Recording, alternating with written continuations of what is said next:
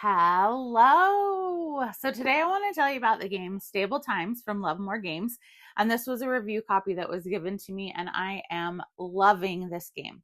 So it is a set collection kind of tableau builder game all about horses. They did say for the second printing, they're going to lighten up this cover just a little bit so that you can see it better. But in person, it is stunning.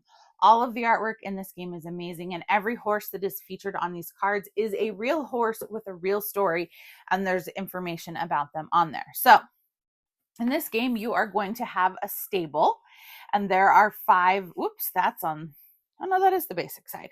You are going to have one of these stables, and they all have a basic side, and then they have an upgraded side.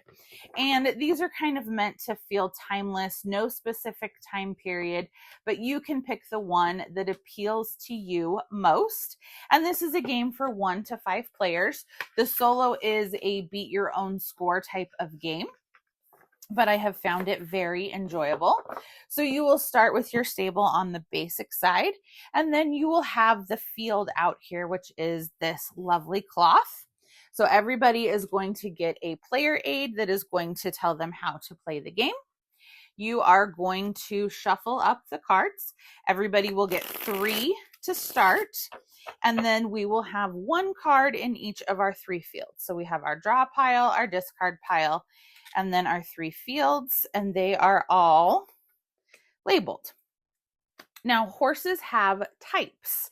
And so for the type of the horse, that is going to be the symbol in that corner.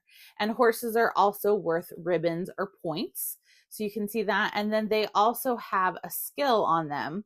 And being able to, there's 3 different skills, being able to collect complete sets of skills is going to get you points at the end of the game as well. And then, like I said, each of these horses has some flavor text at the bottom because it was an actual horse.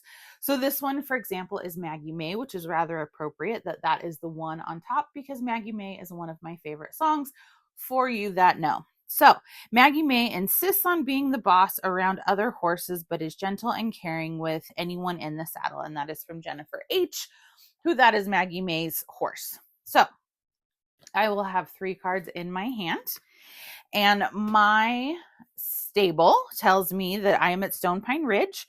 So I am going to get 1 point for every jumping symbol anywhere in my stable, and then 1 point per horseshoe type of horse anywhere in my stable. You are going to be playing horses into your 4 aisles. And once you place a horse in an aisle, only that type of horse can be placed. So for example, if I place this one that is a horseshoe, which I probably want to do because my stable wants horseshoes, I may now only play that type in this aisle. But there are some wild horses, so they can help us out there. Once I have filled 1 aisle, and an aisle is full when it has 3 horses, it cannot have any more than that, and I have 2 of each symbol, I get to flip my stable over to the upgraded side, and that will get me better scoring conditions at the end of the game. So I will now get 2 points for every jumping symbol in my stable and 3 points for every horseshoe type in my symbol. Each of the stables scores a little bit differently, so you want to kind of focus in and hone in on what your stable does. On your turn, there are 4 possible actions. 2 are required and 2 are optional. So the first one is you can swap. If you don't like a card that is in your hand, you can place it into one of these fields so it will cover up the horse underneath. So I can put this here, and then I could take this one because I want horseshoes.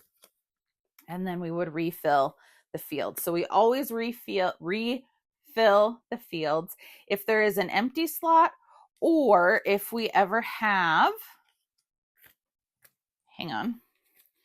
3 of the same symbol in the fields.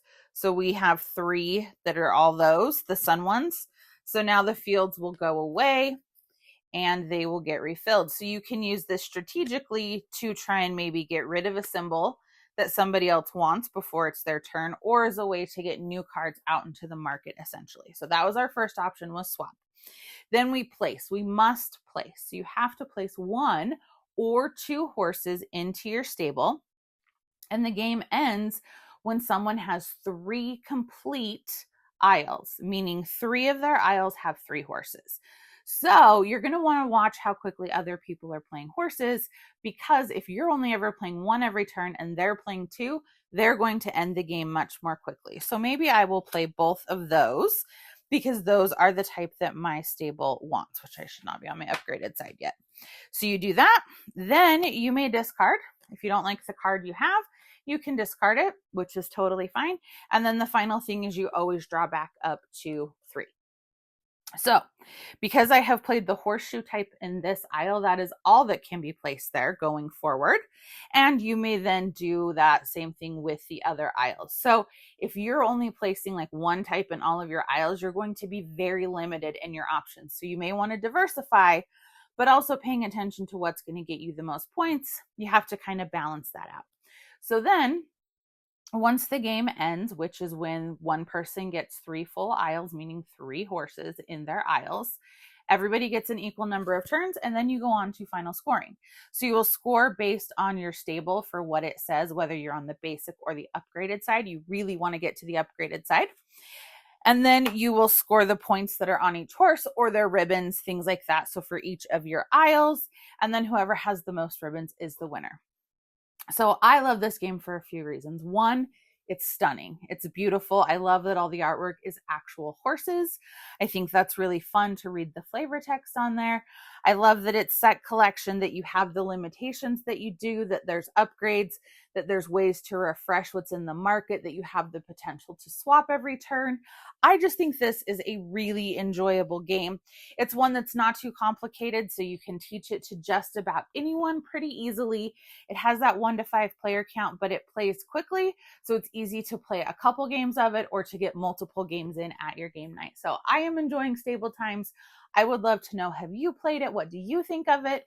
Give me a like and a follow, and I'll keep bringing you more board game content. Thanks. Bye.